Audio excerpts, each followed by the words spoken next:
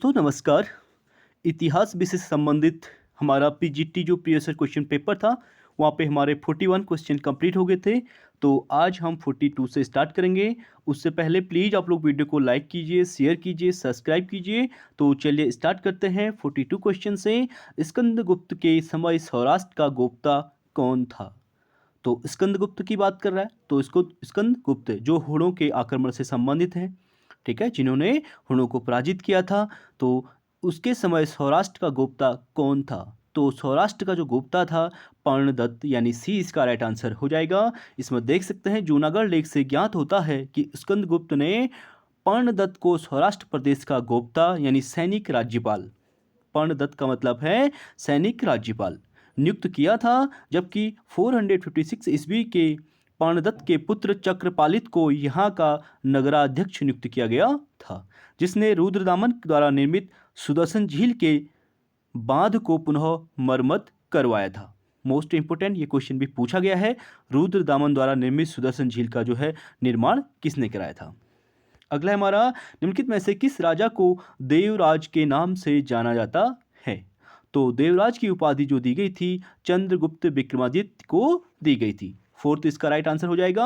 आप देख सकते हैं समुद्रगुप्त की पत्नी दत्ता देवी के गर्भ में प्रसूत यानी चंद्रगुप्त द्वितीय को वाकाटक लेखों में देवराज या फिर देवगुप्त कहा गया है, और सांची के लेख में महाराजाधिराज श्री चंद्रगुप्तस्य देवराजदूती प्रिय नाम मिलता है। इंपॉर्टेंट है, ये भी पूछा गया है इनकी उपाधियाँ। और प्रवरसेन के चमक लेख में इसका नाम जो है देवगुप्त मिलता है। गढ़वास लेख में चंद्रगुप्त को परम भागवत कहा गया है। चंद्रगुप्त की प्रथम रानी का नाम कुबेर नागा था, जो नागवंश की राजकुमारी थी, और इसी से प्रभावती गुप्ता का जन्म हुआ था, जो वाकाटक नरेश रुद्रसेन से विवाह किया था। अगला क्वेश्चन है हमारा, गुप्त काल में भुक्ति क्या थी? Most important question TGT PGT में पूछा गया है, भुक्ति क्या है? तो गुप्त काल में जो भुक्ति थी उसका संबंध राज्य से था, यानी ए इसका राइट आंसर हो जाएगा। प्रशासन की सुविधा के लिए गुप्त साम्राज्य का विभाजन भुक्ति के रूप में किया गया, जो आजकल के प्रांतों के समान थी। भुक्ति का विभाजन अनेक जिलों में था, जिसे विषय कहा जाता था, और विषयों का विभाजन जो है तहसीलों में था, जिसे बीथी कहा जाता था। और सबसे छोटी इकाई क्या थी? ग्राम थी, जिसका प्रशासन जो है या प्रशासक जो है ग्रामीणी या फिर ग्रामीण द्वारा चलाया जाता था। अगला क्वेश्चन हमारा, चंद्रगुप्त विक्रमादित्य के नवरत्नों में शामिल नहीं था। मोस्ट इंपोर्टेंट क्वेश्चन, चंद्रगुप्त द्वितीय यानी विक्रमादित्य के दरबार में भी नवरत्न शामिल थे, और उस नवरत्नों में जो शामिल नहीं था पूछा गया है, तो इसका संबंध नागार्जुन से नहीं है, क्योंकि नागार्जुन का संबंध कनिष्क के दरबार से है। इसलिए अमर सिंह, बेताल भट्ट और छपड़क का संबंध जो है नवरत्नों में है। फोर्थ इसका राइट आंसर हो जाएगा। आप देख सकते हैं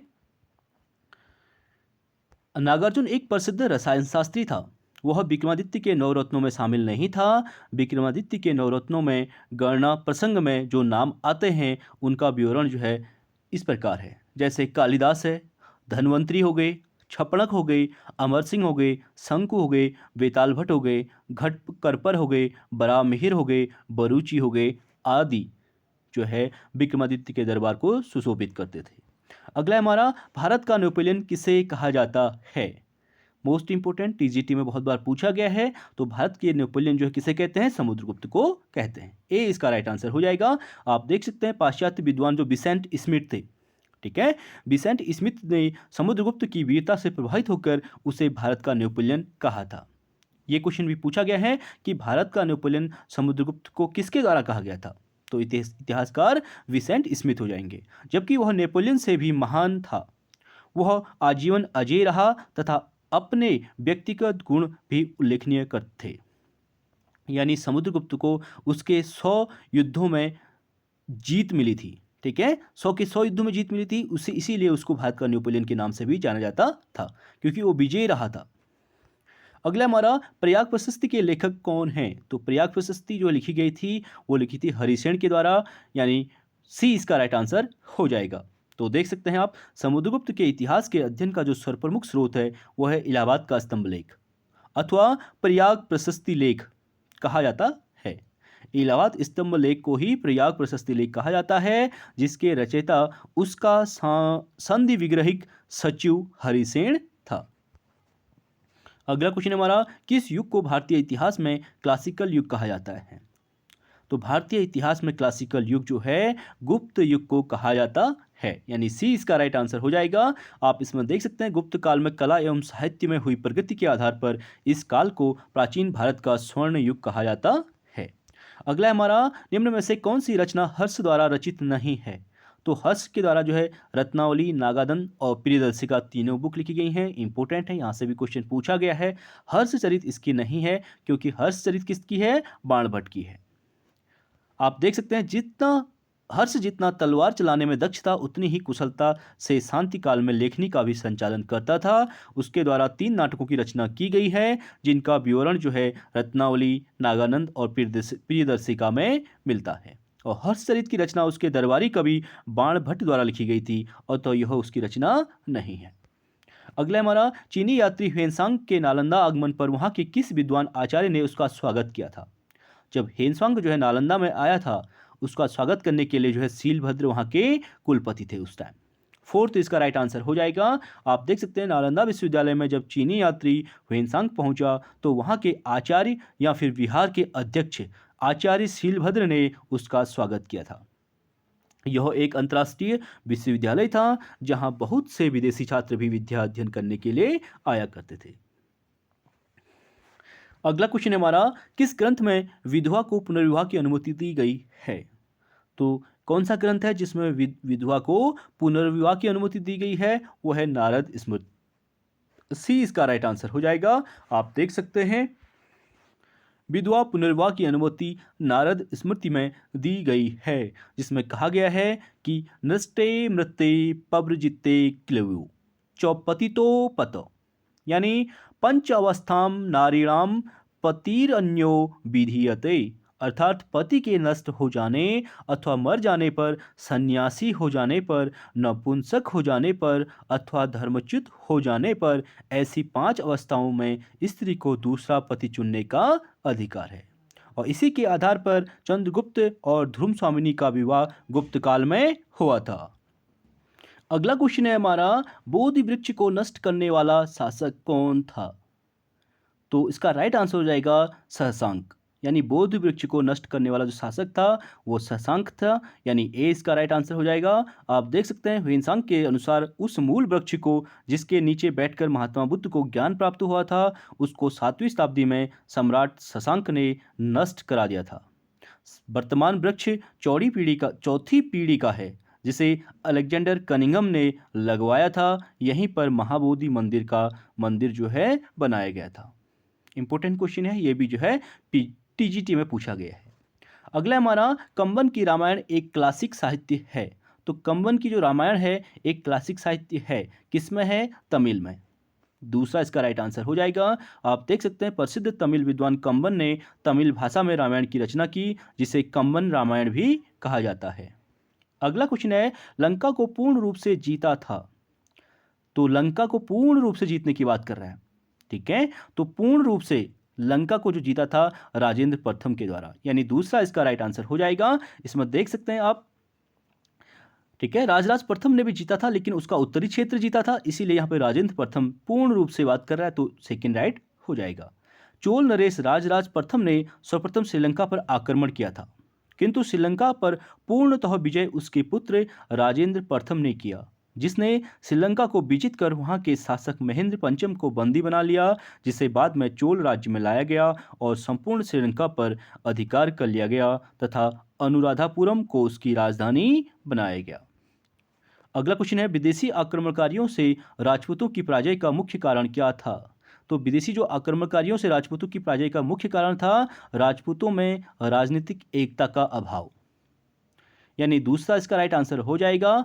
आप देखेंगे तो पिछले जितने भी भारत की प्रशिक्षण घटनाएं हुई थी, इसमें राजनीतिक एकता का अभाव सभी लगभग राजा महाराजाओं में रहा है। अगला हमारा, इसका एक्सप्लेनेशन आप देख सकते हैं, विदेशी आक्रमणकारियों से राजपूतों के पराजय का जो मुख्य कारण था वो राजनीतिक एकता का अभाव था। संपूर्ण भारत एक भौगोलिक अभिव्यक्ति मात्र है, यहाँ पर कोई एक सार्वभौमिक सत्ता नहीं है, अपितु प्रभुसत्ता की भागीदारी थी, जिसके कारण राजपूत जो है विदेशी शक्तियों को से हारते रहे। अगला हमारा, गंगईकोंड की उपाधि किसने धारण की थी? तो गंगईकोंड की जो उपाधि धारण की थी वो की थी राजेंद्र चोल के द्वारा। सी इसका राइट आंसर हो जाएगा। आप इसमें देख सकते हैं राजराज का पुत्र जो राजेंद्र चोल था, जिसको 1014 से यानी 1044 1014 से 44 ईस्वी तक एक महान शासक हुआ था, जिसने गंगा के तट के विजय के उपलक्ष्य में उसने गंगैकोंड की उपाधि धारण की और गंगैकोंड चोलपुरम नामक नगर भी बसाया था। स्मरणीय है कि उसके पिता ने अपने विरुद्ध के रूप में मुंडाडी चोल देव, जंगोंड चोल मार्तंड आदि उपाधियां धारण की थी। अगला हमारा चतुर्वेदी मंगलम का क्या अभिप्राय है? तो यहाँ पे जो है तो चतुर्वेदी मंगलम का जो अर्थ हो जाएगा कर मुक्त भूमि, यानी फोर्थ इसका राइट आंसर हो जाएगा। आप देख सकते हैं चोल अभिलेख में सम्राट द्वारा ब्राह्मणों को जो है कर मुक्त कर दिए गांव, जिन्हें चतुर्वेद मलम कहते थे। इनकी संस्था सभा कहलाती थी। एक प्रकार से अग्रहार थे जो उत्तर भारतीय शासकों द्वारा विद्वान ब्राह्मणों को दिए जाते थे। एक प्रकार से क्या थे? अग्रहार। अगला हमारा पुलकेशिन द्वितीय ने दूतमंडल भेजा था। तो पुलकेशिन द्वितीय, ठीक है, कहाँ भेजा था दूतमंडल उन्हें? ईरान में। सेकेंड इसका राइट आंसर हो जाएगा। आप देख सकते हैं अरबी लेखक तबरी की यात्रा विवरण से पता चलता है कि पुलकेशिन द्वितीय ने अपने शासन के 36वें वर्ष फारस के शासक खुसरो द्वितीय के दरबार में एक दूतमंडल भेजा था। यह दूतमंडल अपने साथ एक हाथी, एक पत्र तथा बहुमूल्य उपहार लेकर गया था। इसके प्रत्युत्तर में जो फारसी शासक ने भी अपना एक दूतमंडल चालुक्य दरबार में भेजा था, जिसका अंकन जो है एलोरा की गुफा में किया गया है। अगला हमारा निम्नलिखित में से कौन सी जगह मध्यकालीन भारत में बुंदेलखंड के चंदेलों की राजधानी थी? तो बुंदेलखंड के चंदेलों की राजधानी जो है खजुराहो में थी। दूसरा इसका राइट आंसर हो जाएगा। आप देख सकते हैं एलोरा और अजंता में, ठीक है, टोटल जो है गुफाओं की संख्या 29 बताई गई है। उसमें पहले और दूसरे में इन सभी का वर्णन किया गया है। पुलकेशिन द्वितीय का भी वर्णन वहां पे दिखाया गया है उसके स्वागत में। तो खजुराहो इसका राइट आंसर हो जाएगा। आप इसमें देख सकते हैं प्रतिहारों के पतन के बाद नन्नक के नेतृत्व में चंदेल सत्ता का उदय हुआ और चंदेलों ने अनेक नगरों को बसाया, जिसमें खजुराहो, कालिंजर एवं महोबा प्रसिद्ध हैं। बुंदेलखंड का प्राचीन नाम जेजाग भुक्ति था। मोस्ट इंपोर्टेंट ये क्वेश्चन पूछा गया है। बुंदेलखंड का प्राचीन नाम जेजाग भुक्ति था। इस प्रदेश की राजधानी खजुराहो थी। खजुराहो अपने सुंदर और विशाल मंदिरों के कारण भी जाना जाता है। खजुराहो के मंदिर आज भी चंदेलों की अमर कीर्ति की गाथा गाते हुए खड़े हैं। अगला क्वेश्चन है हमारा 9वीं शताब्दी में उत्तर भारत को राजनीतिक एकता के सूत्र में बांधा था। तो 9वीं शताब्दी में जो भारत को राजनीतिक एकता के सूत्र में बांधने का जो काम किया था वो प्रतिहारों ने किया था। ठीक है, यहाँ से क्वेश्चन इंपोर्टेंट पूछा जाता है। जो 3 वंशों का जो 200 वर्षों तक लगभग युद्ध रहा था, ये यही थे, पाल, प्रतिहार और 3 वंशों का पाल थे, प्रतिहार थे और तीसरा वंश कौन सा था? चलिए देखते हैं आगे। 9वीं शताब्दी में गुज्जर प्रतिहार नामक राजपूत वंश ने उत्तर भारत को राजनीतिक एकता के सूत्र में बांधने का काम किया था। प्रतिहारों के प्रारंभिक इतिहास में सबसे महत्वपूर्ण बात यह थी कि सिंधु में अरबों का विस्तार रोकना और उन्हें सिंध के भीतर घेरे रहना। इस समय वस्तुतः उन्हें भारत के प्रतिहार यानी प्रहरी का कार्य किया। मालवा में प्रवेश करने के बाद उन्होंने मध्य प्रदेश की राजनीति में भाग लेना शुरू कर दिया। वस्तुतः अपने समय के वह उत्तर भारत के प्रमुख राजनीतिक शक्ति थे, जिनको चुनौती देने वाला कोई भारतीय राजनीतिक शक्ति नहीं थी।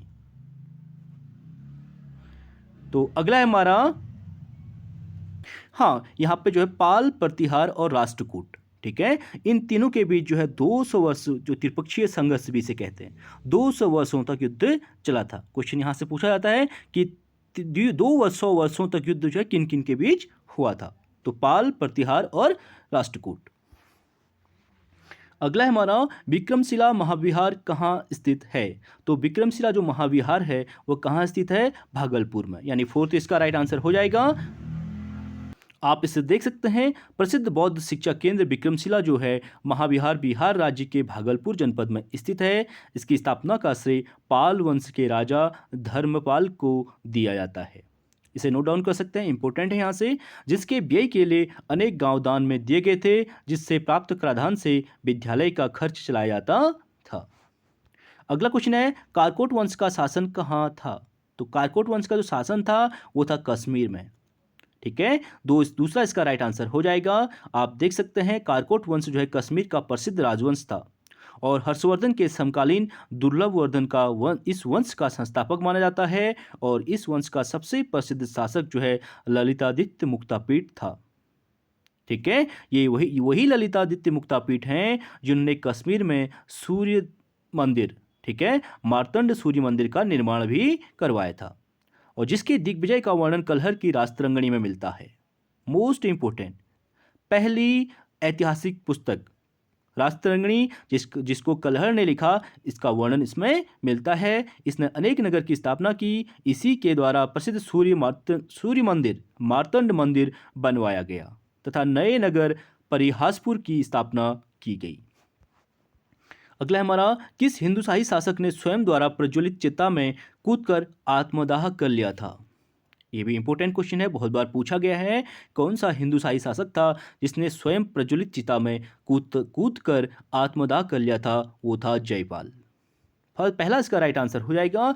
आप देख सकते हैं सर्वप्रथम जो है महमूद गजनवी ने 1001 ईस्वी में पंजाब के राजा जयपाल पर आक्रमण किया और दोनों सेनाओं का मुकाबला पेशावर के निकट हुआ जिसमें महमूद गजनवी विजयी रहा और इस युद्ध में जयपाल अपने सगे संबंधियों सहित बंदी बना लिया गया तथा उसे बहुत अपमानित किया गया और बाद में 25 हाथी और 25,000 दिनार देकर जयपाल को मुक्त कराया गया और जयपाल अपनी निरंतर पराजय से इतना अपमानित हुआ कि अपना राज्य अपने पुत्र आनंदपाल को सौंपकर स्वयं जलती हुई चिता में भस्म हो गया।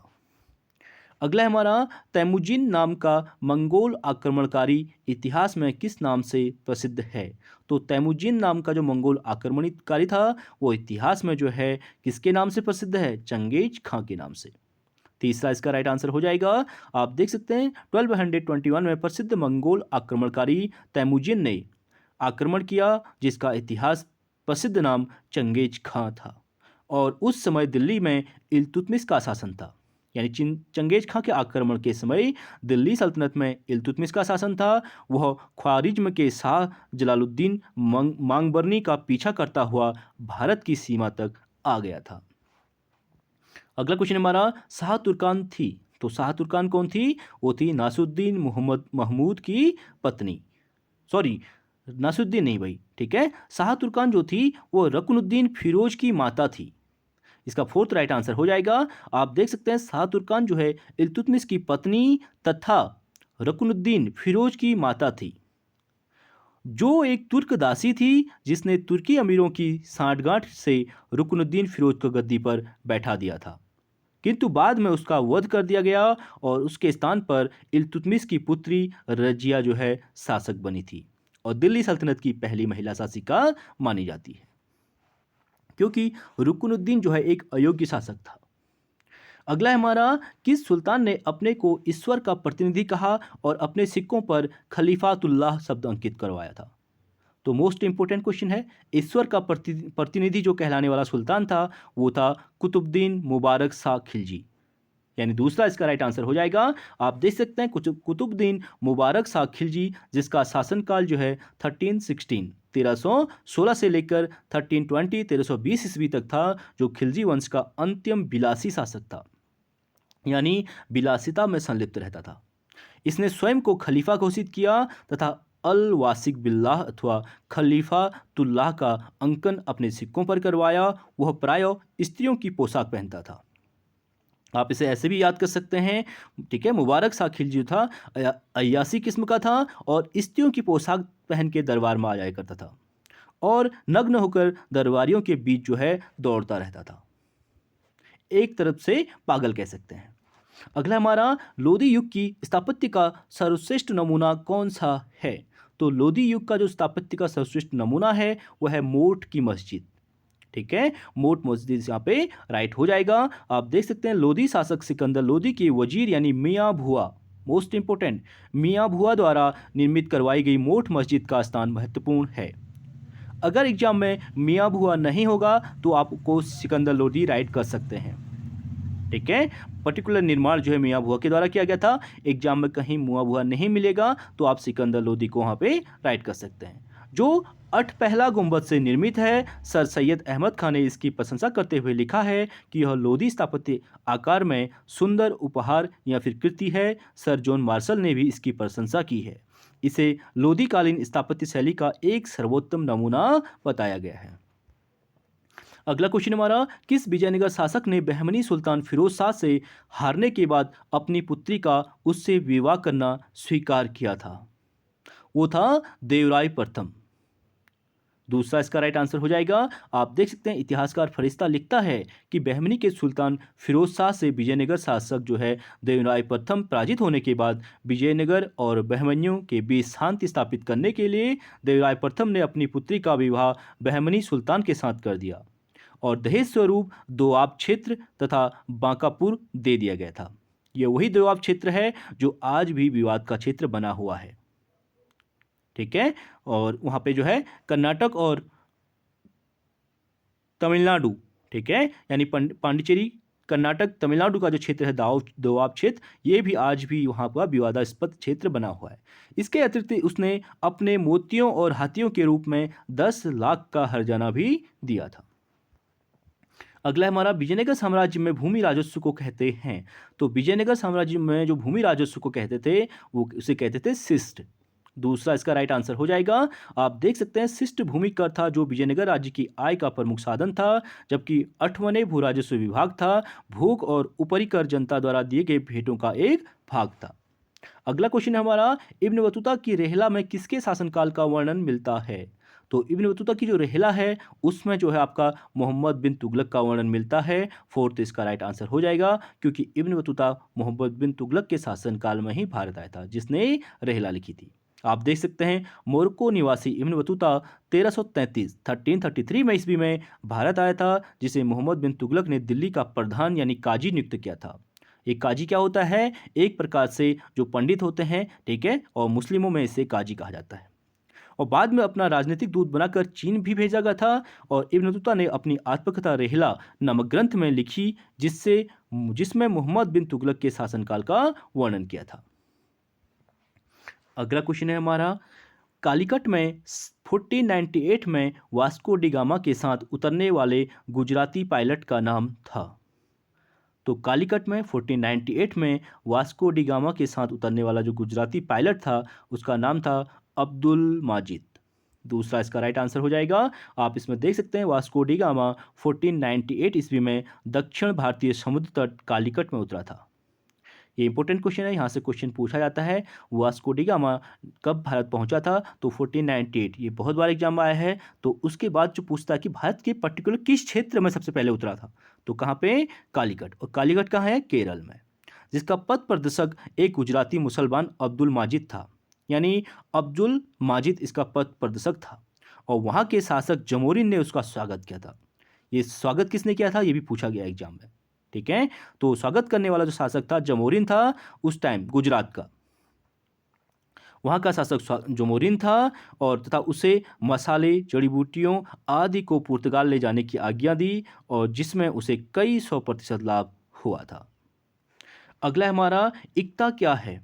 तो इक्ता एक प्रकार से जमीन का एक टुकड़ा जो होता था उसे इक्ता कहा जाता था, यानी दूसरा इसका राइट आंसर हो जाएगा। इक्ता वह भूमि कहलाती है जो सैनिक सरदारों को सेना रखने के उपलक्ष्य में प्रदान की जाती थी, जिसकी आय से सरदार अपनी सेना का प्रबंध कर सकें। इस प्रकार इक्ता भूमि शासकीय जमीन का एक टुकड़ा था जिसका जो मालिक है मुक्ता कहलाता था, यानी इक्ता क्या थी? जमीन का एक टुकड़ा, और उसके ऑनर जो होता था, मालिक जो होता था, उसे मुक्ता कहा जाता था।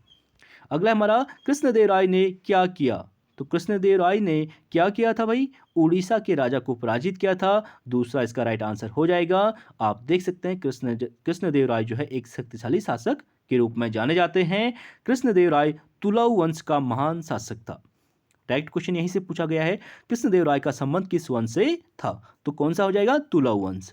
और उसका जो शासनकाल था 1505 से लेकर 1529 तक ईस्वी तक था। उसने 1513 ईस्वी में ओडिशा के शासक गजपति प्रताप रुद्र पर आक्रमण कर उदयगिरी दुर्ग पर अधिकार कर लिया। उसके उपरांत उसने कोडविंदु के दुर्ग पर तथा अन्य निकटवर्ती दुर्गों पर अधिकार कर लिया और गजपति राजकुमार वीरभद्र तथा ओडिशा के कुछ अन्य सरदारों को भी बंदी बना लिया था। अगला है हमारा, दिल्ली सल्तनत के किस सुल्तान ने यह घोषणा की थी कि राजा का कोई सगा संबंधी नहीं होता। मोस्ट इंपोर्टेंट क्वेश्चन है, पूछा गया है। तो दिल्ली सल्तनत का वह शासक था जो कहता है कि राजा का कोई सगा संबंधी नहीं होता, वो थे इब्राहिम लोदी। फोर्थ इसका राइट आंसर हो जाएगा। आप देख सकते हैं तुर्की राजत्व के सिद्धांत से अनुप्रेरित होकर इब्राहिम लोदी ने यह घोषणा की कि राजा का कोई सगा संबंधी नहीं होता है और राजत्व केवल सुल्तान में निहित होता है अतः उसे निरपेक्ष होकर निर्णय लेना चाहिए। तो आज का अंतिम क्वेश्चन है हमारा, फिरोज तुगलक ने केवल वे ही कर वसूल किए जिन्हें इस्लाम धर्म की मान्यता थी। निम्नलिखित में से कौन सा एक अतिरिक्त कर था जो फिरोज ने लगाया था। तो फिरोज शाह तुगलक के द्वारा जो कर लगाया था वो है सिंचाई कर, यानी irrigation tax. Most important question है, बहुत बार पूछा गया है, तो सी इसका राइट आंसर हो जाएगा। आप देख सकते हैं फिरोज तुगलक जो है इस्लाम का पालन करने वाला सुल्तान था। उसने इस्लामी कानून के द्वारा स्वीकृत केवल 4 कर लगाए, जजिया, जकात, खम्स और खराज। और खराज जो है लगान कर था, ठीक है, खराज लगान कर था। खुम्स जो है युद्ध में लूटे गए धन का 1/5 भाग था जो सुल्तान के पास जाता था और 4/5 भाग जो है सैनिकों में बांट दिया जाता था। और जजिया जो है आपका हिंदुओं पर एक धार्मिक कर था, ठीक है, जजिया जो है फिरोज तुगलक ने हिंदुओं पर एक धार्मिक कर था। और जकात जो है मुसलमानों से लिया जाने वाला और उन्हीं के हितार्थ व्यय किए जाने वाला धार्मिक कर था। ये चारों कर इंपॉर्टेंट हैं, आप इसे देख सकते हैं। और जो संपूर्ण आय का 2.5% था, संपूर्ण आय का 2.5% जकात कर था। इसके अतिरिक्त उसने उलेमा वर्ग की स्वीकृति के पश्चात सिंचाई कर अथवा हक ए सर्व भी लगाया था।